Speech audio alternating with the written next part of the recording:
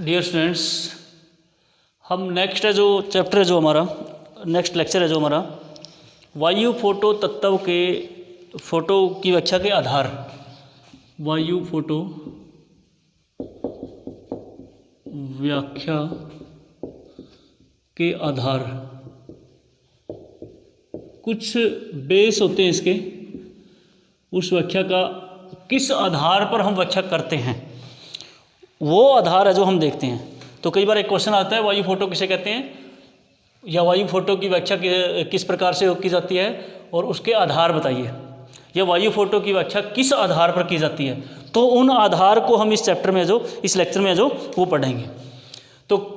6 7 8 है वो, उन आधारों को जो हम पढ़ेंगे। तो इसमें सबसे पहला जो आभा या रंग, पहला जो आभा या फिर रंग जो उसका वायु फोटो का, ये उसी प्रकार से है जिस प्रकार से हमने पिछले लेक्चर में देखा भाई वायु फोटो जो लिया जाता है वो वायु फोटो रंगीन है या फिर ब्लैक एंड वाइट है या फिर अवरक्त है। इसमें भी हम उस वायु फोटो के रंग के आधार पर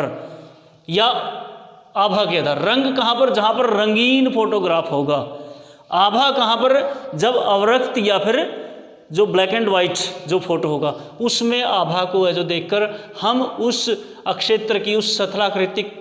भाग की या जिस अक्षेत्र का वायु फोटो लिया गया है उसको हम पहचान सकते हैं भाई यहाँ पर कौन कौन से लक्षण है जो पाए जाते हैं, और वही फिर हम मानचित्र बनाने में या फिर उस व्याख्या को आगे बढ़ाने के लिए हमारे काम आते हैं। जिस प्रकार से रंग की बात की जाए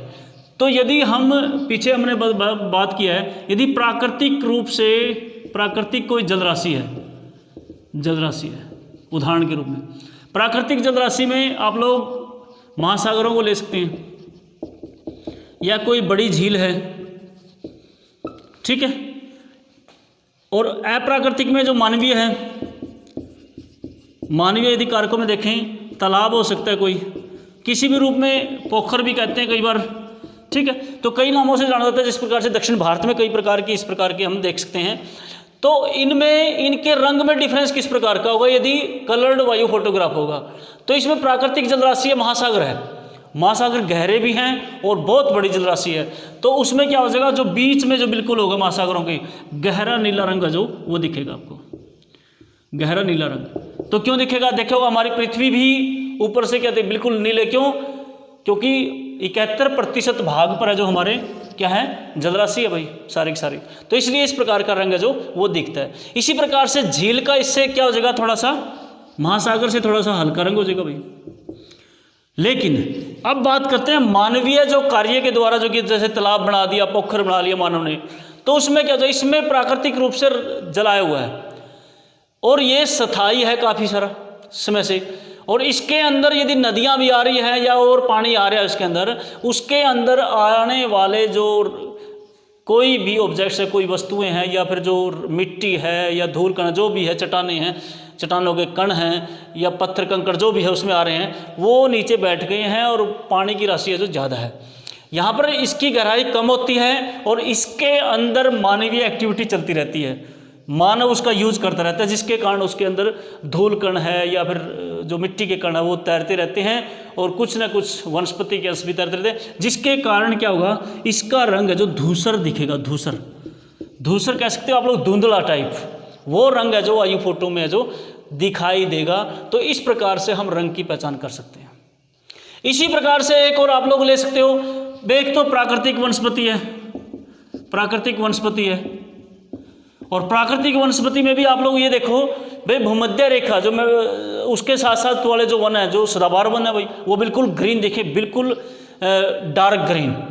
और इसके बाद जो दूर जो अक्षांशों के अकॉर्डिंग आगे बढ़ते जाएं हम, तो वहाँ पर उनके रंगों की जो भिन्नता है जो प्राकृतिक वनस्पति में देखने को मिलती है। और मानवीय जहाँ पर एक बहुत बड़ा, जैसे गेहूँ और धान की जो फसलें हैं बहुत दूर तक है, उसमें थोड़ा सा गहरापन होता है, इसकी अपेक्षा में कम होता है प्राकृतिक वनस्पति से, लेकिन गहरापन उसमें भी होता है। तो वो रंग है जो उस हमें बता देता है भाई ये फोटो, वायु फोटो है जो किस प्रकार के क्षेत्र की है जो ली गई है। इसी प्रकार से जो धरातल है हमारा, धरातल का जो रंग है, चट्टानें हैं, उन चट्टानों के रंगों के आधार पर भी हमें पता चल जाता है भाई किस प्रकार का वायु फोटो है जो होता है। ठीक है, तो सबसे पहला जो पॉइंट था हमारा वो था आभा या फिर रंग। दूसरा पॉइंट है गठन, टेक्सचर, इंग्लिश में बोल देते हैं इसका टेक्सचर। यदि हम वायु फोटो जो हमने लिया हुआ है, मान लिया वहाँ पर जो चट्टानें हैं, अब चट्टानें भी कई प्रकार की होती हैं, जैसे कि पहली जो प्राकृतिक जो या प्राथमिक चट्टानें जिसको कहते हैं आग्नेय चट्टान, ठीक है, और एक होती है अवसादी चट्टान, और तीसरी है जो हम कायांतरित बोल देते हैं, इंग्लिश में इसको मेटामॉर्फिक बोल देते हैं या रूपांतरित भी बोल देते हैं हिंदी में। अब इन चट्टानों की विशेषताएं आपको पता है। आग्नेय चट्टान क्या होती है, इसमें कोई ना कोई खनिज होगा, जरूर मिलेगा, और उस खनिज की भी विशेषता होती है। जैसे मान लिया हमने कोई पत्थर है वहाँ का, ठीक है, या फिर उसमें लोहे की अधिकता है, एल्यूमिनियम की अधिकता है, तांबे की अधिकता है, ठीक है, तो वो कलर्ड या फिर उसका जो टेक्सचर है, जटिलता है उसकी, वह किस प्रकार से बना हुआ, वो उसको बताने का काम कर देगा भाई हाँ यहाँ पर इस प्रकार की चट्टान है और इसमें इस प्रकार का खनिज भी पाया जा सकता है। इसी प्रकार से अवसादी चट्टानें कब बनती हैं, जब आग्नेय चट्टानें उसके ऊपर डेनुडेशन यानी अनाच्छादन की क्रियाएं, जो वायुमंडल की जो भौतिक दशाएं, तापमान, वर्षा, आर्द्रता, उनके कारण है जो वो चट्टानें टूट फूट कर जो दोबारा से अपना एक बना लेती है, अवसाद इकट्ठा हो जाता है, तो उसके बाद जो बनने वाली उसकी आकृति किसी प्रकार से होगी। इसी प्रकार से कायांतरित ने अपना रंग ही बदल दिया तापमान और दबाव के बाद, तो तीनों की आकृति या तीनों का गठन है जो अलग अलग मिलेगा। इसमें वनस्पति के अंश मिलेंगे, इसमें भी मिलेंगे, जीवाश्म इनमें मिल जाएंगे, लेकिन इसमें नहीं मिलेंगे, टेक्सचर अलग अलग हो गया। इसी प्रकार से आपने देखा होगा जब हमने दूसरे सेमेस्टर में पृथ्वी की जो भौतिक संरचनाओं में देखा होगा, आंतरिक संरचना में चट्टानों का वर्ण, उसमें अपनति और अभिनति, मोड़दार पर्वत मिले होंगे, ठीक है, तो वो सारे के सारे क्या बताते हैं, गठन बताते हैं भाई किस प्रकार का गठन, किस प्रकार के स्थलाकृतिक जो वायु फोटो जो हमने लिया गया है उसमें दिखा देता है। तो हाँ, हम उस क्षेत्र की पहचान है जो हम कर लेते हैं। इसके बाद जो नेक्स्ट हम बात करते हैं आकार की, आकार की बात करते हैं। गठन के बाद तीसरा है जो आकार। आकार में यदि आप लोग देखें भाई कुछ तत्व तो हैं प्राकृतिक और कुछ हैं अप्राकृतिक, या कह सकते हैं सांस्कृतिक, कह सकते हैं मानव के द्वारा बनाए गए, या मानवीय हस्तक्षेप का जो क्षेत्र है वहाँ पर सांस्कृतिक मिलेंगे। तो प्राकृतिक में आकार, अब प्राकृतिक में जैसे आप लोग देखते हैं वे पर्वत हो गए, पठार हो गए, मैदान हो गए, उनका आकार कैसा होगा, उनके तो आकार से पता चल जाएगा भाई बहुत बड़े आकार हैं या छोटा आकार का है, भाई ये वस्तु हो सकती है। अब सांस्कृतिक में भी अलग अलग देखो, यदि सांस्कृतिक में जैसे कारखाना है, कोई उद्योग है, यानी कि एक ही टाइप का, जैसे इनकी संरचना है जो मानव ने बढ़ाई है, लेकिन एक इनका आकार क्या बनेगा, बड़ा आकार मिलेगा, ठीक है। दूसरी बात, एक गांव है और एक क्या है, शहर है, दोनों में भिन्नता है। गांव में क्या होगा, जो मकानों का जो आकार होगा वो छोटा होगा, शहरों में क्या होगा, मकानों का आकार बड़ा भी हो जाएगा और साथ साथ में वो एक दूसरे के साथ सटे मिलेंगे। गांव में दूर दूर भी हो सकते हैं लेकिन शहर में बिल्कुल सटे मिलेंगे। इसी प्रकार से यदि शहर में भी देखा होगा कुछ क्षेत्र प्रसिद्ध होते हैं, जैसे शहर के बाहर का क्षेत्र, वहाँ पर क्या होगा, झुग्गी झोपड़ियाँ, और उनका टेक्सचर बिल्कुल अलग मिलेगा, गठन, ठीक है, और उनके आकार से हमें पता चल जाएगा वे किस प्रकार की सांस्कृतिक छटा यहाँ पर दिखाई देती है। तो इस प्रकार से हम आकार से पता कर सकते हैं वे किस प्रकार से वायु फोटो में जो आकार दे रखा है और ये वायु फोटो वहाँ का है जो पाया जाता है। इस प्रकार से आकृति, दोनों में अंतर है, ये उसके आकार को बताता है। आकृति क्या बताती है, वह जैसे हमने देखी एक बहुत बड़ी लाइन सी दिख रही है वायु फोटो पर और उसके अंदर काफ़ी सारे टर्न हैं, तो वो किस क्षेत्र को दिखाती है, वो नदी के एक क्षेत्र को दिखाती है, भाई वहाँ पर कोई प्राकृतिक बड़ी एक नदी है वो जा रही है, और एक है समतल सा भाग दिख रहा है और लेकिन एक इस प्रकार की सरलेखा दिखती है, तो वहाँ पर क्या मानवीय हस्तक्षेप है, वहाँ पर नहर है। या फिर इसी प्रकार से कुछ एक दो मोड़ ले गया और ये दिखा रखी है, पतली है, डार्क नहीं है, तो वो सड़क भी हो सकती है और रेल लाइन भी हो सकती है। दो यदि इकट्ठी लाइनें दिखाई दे रही हैं तो वो रेल लाइन भी हो सकती है। ये प्राकृतिक अधिवास को दिखाने का काम करती है। इसी प्रकार से आकृति में आकृति में हमें पर्वत, पठार और मैदान का भी अंतर मिलता है। भाई पर्वत क्या हुआ, ऊंचे होंगे, नुकीले होंगे, पहाड़ी भी इसी प्रकार की होगी लेकिन ऊंचाई के हिसाब से देख लेंगे उसको, और पठार होगा समतल और के किनारे उसके खड़े मिलेंगे, और मैदान बिल्कुल सपाट क्षेत्र मिलेगा। तो आकृति के हिसाब से भी हम उस क्षेत्र को क्या देख सकते हैं, हम पहचान कर सकते हैं भाई ये स्थलाकृति का क्षेत्र है जो इस क्षेत्र का जो पाया जाता है। भाई यहाँ पर ये जो तत्व है ज़्यादा इसकी प्रधानता जो देखने को मिलती है। इसी प्रकार से कुछ है जो हाँ एक आकृति में हो सकता है, कुछ आकृति मानवीय जो आकृति होती है वो बिल्कुल सतत होती हैं, दिखाई देती हैं, लाइनिंग होती है इस तरह से। प्राकृतिक जो आकृति होती हैं वो सीधी, कभी कोई यहाँ पर कोई यहाँ पर, इस प्रकार से, ठीक है ना, इस प्रकार का दिखाता है। लेकिन जो हमारे जो फौजी होते हैं, फौज होती है, ठीक है, उनके जो बंकर होते हैं वो बिल्कुल अनियमित होते हैं, अनियमित होते हैं, ठीक है। और लेकिन ज़्यादातर मानव की जो एक्टिविटीज होती है वो नियमित होती हैं। ज़्यादातर मानव का जो कार्य जो क्षेत्र होता है वो उस क्षेत्र में नियमितता दिखती है। लेकिन यदि प्राकृतिक रूप से कोई वस्तुओं का जो वितरण यदि दिखाया गया है वो अनियमित होता है हमेशा, ठीक है। लेकिन यदि मानव की बात करें तो उसमें यदि हमारी सेना है तो सेना के द्वारा जो बंकर जो बनाए गए हैं वो हमेशा अनियमित होती हैं, ताकि दुश्मन की सेना जो वो उसको पहचान ना सके। तो इसी प्रकार से नेक्स्ट आकृति के बाद है जो भाई परछाई, भाई शेड, परछाई भाई, और परछाई बड़ी महत्व होती है। और वहाँ पर भी जब कलर्ड फोटोग्राफ ना हो उस दौरान, और भी क्योंकि रंग में तो हमें पता चल जाता है भाई ये रंग है और ये इस प्रकार की आकृति है, ठीक है। लेकिन जहाँ पर एक तो अवरक्त प्रकार की फिल्म प्रयोग करके हो या ब्लैक एंड वाइट करके हो, तो वहाँ पर परछाई हमें बताती है भाई कितनी ऊंची बिल्डिंग है, कितना बड़ा वृक्ष है और कितनी बड़े पर्वत हैं और कितनी ऊंचाई, पर्वत, पठार, मैदान आदि को, ठीक है, उनको बचाने का काम करती है। तो परछाई से हम उसकी गणना कर सकते हैं, और परछाई से हम किसी भी बिल्डिंग की स्थिति कितनी ऊंचाई होगी एक्चुअल उससे पता करते हैं। आपने मैथमेटिक्स में ट्रिग्नोमेट्री पढ़ा होगा, नहीं, ट्रिग्नोमेट्री एक चैप्टर पढ़ा हुआ ट्रिग्नोमेट्री में, उसमें क्या पता होना चाहिए हमें, एक तो एंगल का पता होना चाहिए। यदि किसी भी बिल्डिंग खड़ी है और उसकी छाया यहाँ पर जा रही है, ठीक है, इस एंगल का पता है हमें, ठीक है, और वो वायु फोटो पर इस दूरी का पता अपन है, वायु फोटो पे तो माप लेंगे नहीं उस दूरी को, उस दूरी के हिसाब से और ये छाया का जो एंगल है इसके हिसाब से इस बिल्डिंग की ऊंचाई याद की जा सकती है, और आपने करी भी है पीछे, ठीक है ना। तो ये परछाई बड़ी काम की है एक इकाई, तो जिससे हम किसी भी वायु फोटो के ऊपर प्रयोग हुई या उस वायु फोटो में आई हुई जो भी वस्तु है उसकी ऊंचाई और उसकी गहराई को जो मापने का कार्य जो उससे किया जा सकता है। इसी प्रकार से प्रतिरूप, पैटर्न जिसको कहते हैं, प्रतिरूप, पैटर्न बोल सकते हैं इंग्लिश में। प्रतिरूप देखा होगा आपने, हमने पीछे मानव बसाव के प्रतिरूप पढ़े, कोई वलयाकार है, ठीक है, कोई तारक रूप है, ठीक है, कोई सर्पिलाकार है, ठीक है, कोई आयताकार है, कोई वर्गाकार है, ठीक है। तो ये काफ़ी सारे पैटर्न थे, कोई स्टार टाइप है, इस प्रकार से देखा होगा आपने, ठीक है, इस प्रकार से आकृति है जो वो देखी होगी आपने, सॉरी, दो त्रिभुज बनानी है हमने इस प्रकार से। तो ये इस प्रकार की आकृति, ये कुछ आकृतियाँ हैं, प्रतिरूप हैं। हाँ, ये तो मानव बसाव के देखे हमने, नगरीय बस्तियाँ या जो ग्रामीण बस्तियाँ किस प्रकार की होती हैं उसका प्रतिरूप देखे। इसी प्रकार का प्रतिरूप यदि आप लोगों को देखें, ये जैसे हमारी जो स्थलाकृति पर बहुत सारी नदियाँ जो इस प्रकार से आकर कहाँ पर मिलती हैं,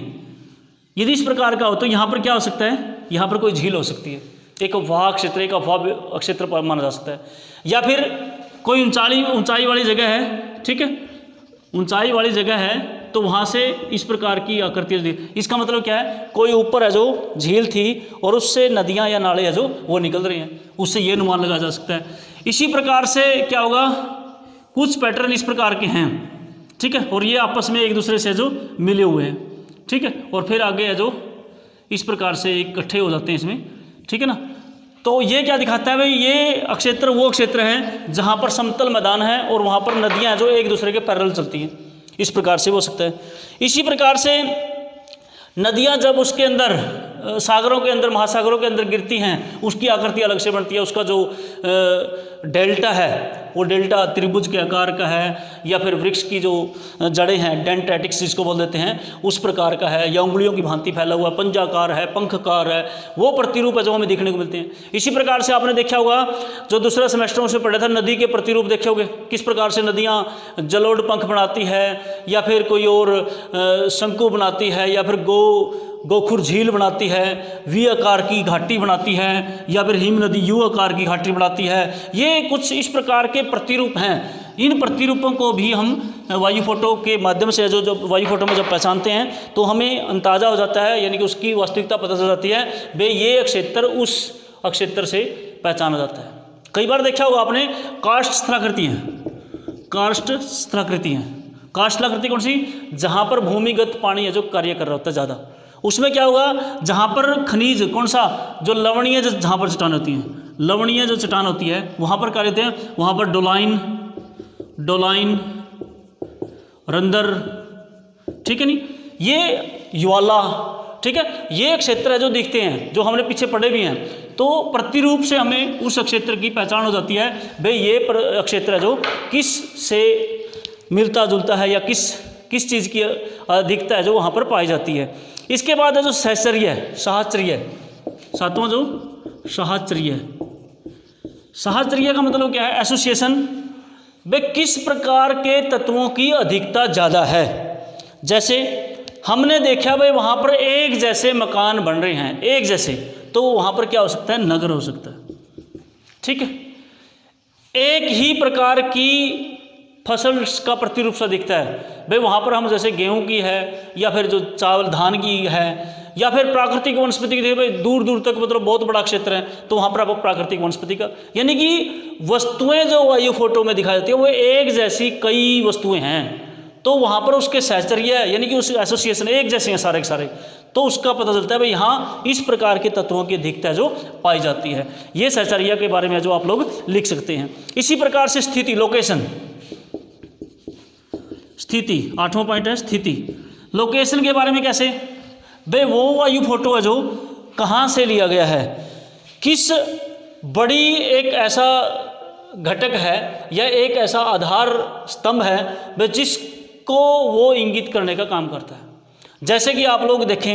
भाई वहाँ पर बहुत बड़ा पर्वतीय क्षेत्र है और उसके साथ का फोटो है जो वो लिया गया है, या बहुत बड़े प्राकृतिक वनस्पति क्षेत्र है वहाँ का लिया गया है, या फिर आप लोग स्थिति से संबंधित ये बात सकते हैं भाई उसकी स्थिति है जो अक्षांश या देशांतर रेखाएं उस मानचित्र में होती है, लेकिन जो वायु फोटो जो लिया जाता है उसके अंदर डिग्री होती है कुछ, उन डिग्रियों के माध्यम से पता कर सकते हैं भाई उसकी स्थिति कहाँ से है और किस प्रकार का क्षेत्र किस जगह का है जो वो लिया गया है, उससे हम लोकेशन का जो पता कर सकते हैं भाई धरातलीय स्थिति इसकी किस प्रकार की होगी वहाँ पर। इसके बाद है जो नौमा है रेजुलेशन, नौमा है रेजुलेशन, या फिर इसको कहते हैं अधिविन्यास, अधिविन्यास या फिर रेजुलेशन बोल देते हैं इसको इंग्लिश में, रेजुलेशन। इससे कि ये किससे संबंधित है, ये उसी से संबंधित है जिस प्रकार से कैमरे के अंदर जो आवर्धित अक्षमता उसकी कितनी है, ठीक है, उसका कितना बड़ा क्षेत्र है, वो उसके ऊपर डिपेंड करता है भाई उसने जो वस्तुएं जिस वायु फोटो में दिखा रखी हैं वो छोटे आकार की हैं या बड़े आकार की हैं, या एक ऐसी वस्तु दिखा रखी है जिसमें एक एक चीज़ उसके एक एक भाग को है जो हम पहचान सकते हैं, तो उसमें उस दौरान क्या होगा, उसका रेजुलेशन है जो अधिक मिलेगा। और यदि उसकी विशेषताएं जो कम दिखाई दे रही हैं तो फिर क्या होगा, रेजुलेशन घटता जाएगा। तो इस प्रकार से हम 9 तत्वों के आधार पर जो